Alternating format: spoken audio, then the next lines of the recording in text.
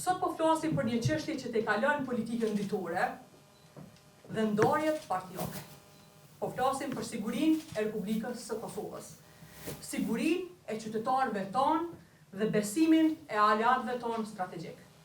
Sot nuk po flasim për një gabim teknik, as për një keqkuptim të vogël, por po flasim për një manipulim serioz të opinionit publik, të bërë në emër të sigurisë së Republikës së Kosovës.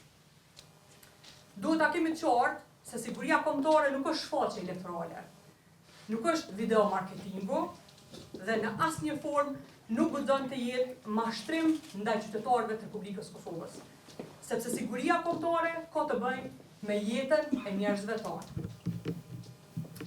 Gjatë fushatës zgjedhore ish kryeministri Kurti promovoi publikisht dhe përmes vizitës aty që paraqet si fabrikë e prodhimit të dronëve ushtarak në Xhiran. Duke lënë të kuptohet se në Kosovë po prodhohen dronë dhe kapacitetet të avancuara teknologjike për siguri dhe mbrojtje.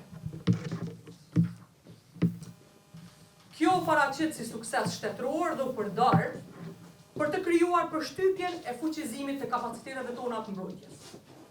Ditëve të fundit, nga hulumtimet dhe raportimet serioze mediatike, kemi të ngritura dyshime të forta dhe të faktuara se pamjet promovuese nuk përfaqësojnë prodhimin real në Kosovë.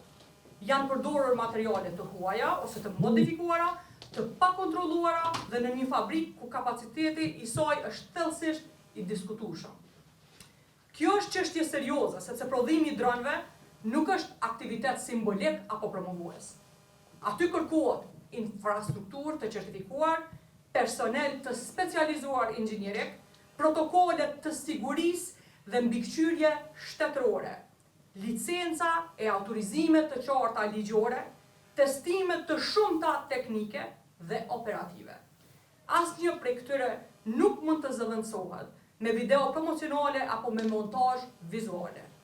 Prodhimi real i dronëve është proces i gjatë, i verifikueshëm dhe i dokumentuar, jo diçka që imitohet për kamera.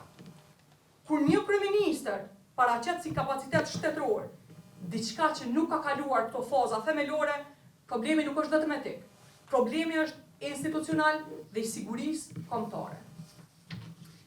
Prandaj kërkojmë nga Prokuroria e Shtetit dhe institucionet e drejtësisë që të verifikojnë këtë mashtrim publik, keqpërdorim institucional dhe trajtim serioz në deklarimet e rreme në një sektor jetik për shtetin tonë, atë të mbrojtjes. Situatën ngjashme nga ish kryeministri kemi pasur edhe me deklaratat për fabrikën e municionit, por asnjë qytetar nuk ka parë plane të qarta, partneritet industrial të certifikuar, standarde të sigurisë dhe cilësisë, apo afate të besueshme dhe të verifikueshme. Asnjë industri e mbrojtjes nuk ndërtohet me fjalë, e aq më pak industria e mbrojtjes dhe sigurisë së Kosovës. Industria e mbrojtjes ndërtohet vetëm me ligjshmëri, mbikëqyrje demokratike, standarde ndërkombëtare, kapacitete reale teknike dhe njerëzore dhe besueshmëri ndërkombëtare. Shtyllat e sigurisë së Kosovës kanë qenë dhe gjithnjë duhet të mbeten. Ndërtimi gradual i kapaciteteve reale dhe të verifikuara të mbrojtjes, partneriteti strategjik me Shtetet Bashkuara të Amerikës, antarësimi në NATO dhe bashkëpunimi i thellë me të gjithë aleatët tonë. Kapacitetet reale të mbrojtjes përfshin forcimin profesional të FSK-s, siç parashihet me planin 10 vjeçor të tranzicionit, i cili duhet të përfundohet sa më shpejt. Mbrojtjen ajrore dhe kundër dronëve në koordinim me aleatët tonë, sigurinë kibernetike dhe mbrojtjen e infrastrukturës kritike të Republikës Kosovës, si dhe qëndrueshmërinë shtetërore ndaj krizave, qoftë ato të shkaktuara nga faktori njeri apo nga natyra. Industria e mbrojtjes në vendin tonë ndërtohet me vite, me qasje selektive dhe gjithmonë në partneritet të ngushtë me aleatët strategjik të Republikës Kosovës.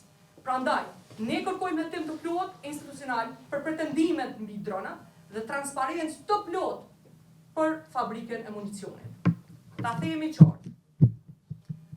Siguria e Republikës Kosovës nuk është video promovuese. Nuk është montazh dhe nuk është shfaqje për kamera. Ajo ndërtohet me kapacitete reale, me testime të verifikueshme dhe përgjegjësi institucionale.